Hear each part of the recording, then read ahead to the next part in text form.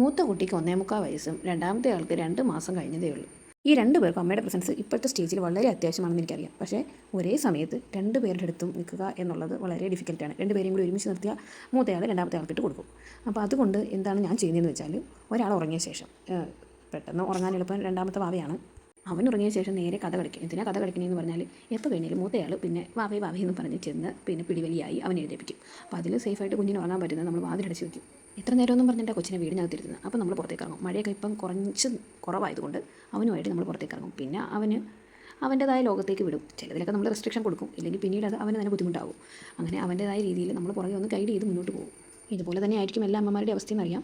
Maximum കുട്ടികൾക്ക് വേണ്ടി നമ്മൾ കുറച്ച് സമയം കണ്ടെത്തണേ, മൂത്ത കുട്ടിക്ക് വേണ്ടി. കാരണം അവരുടെ മനസ്സിലൊരു ബുദ്ധിമുട്ട്, കുഞ്ഞാവ് വന്നു കഴിഞ്ഞിട്ട് അമ്മയ്ക്ക് എന്നെ വേണ്ട എന്നൊരു തോന്നൽ കുഞ്ഞുങ്ങളിൽ വരരുത്. നമ്മൾ എത്രയൊക്കെ ശ്രമിച്ചാലും ചെറിയൊരു തോന്നൽ അവരിൽ വരും. എങ്കിൽ കൂടിയും അത് വളരെ വലുതായിട്ട് വളർത്തിയെടുക്കാതെ നമ്മൾ ഈ മൂത്ത ആൾക്ക് വേണ്ടി കൂടുതൽ സമയം സ്പെൻഡ് ചെയ്യാൻ നോക്കണം. എല്ലാവരും അങ്ങനെ ചെയ്യുന്നതെന്നറിയാം. പിന്നെ വീടിനകത്ത് തന്നെ ഇരുത്തി കുഞ്ഞുങ്ങളെ മുഷിപ്പിക്കരുത്. അവർക്കിപ്പം ഇങ്ങനെ കളിച്ച് നടക്കേണ്ട ടൈം ആയതുകൊണ്ട് നമ്മൾ അവരുടെ കൂട്ടത്തിൽ നടക്കുകയും വേണം. ഇങ്ങനെയാണ് എൻ്റെ എല്ലാ ദിവസവും മുന്നോട്ട് നീങ്ങുന്നത്. രാവിലെ ആവുന്നതും രാത്രി ആവുന്നതും എനിക്കിപ്പോൾ വളരെ എളുപ്പത്തിലാണ്, വളരെ പെട്ടെന്നാണ്. ഇങ്ങനെ തന്നെ ആയിരിക്കുമല്ലോ എല്ലാവർക്കും അല്ലേ? കമൻറ്റ് ചെയ്തേക്കണേ.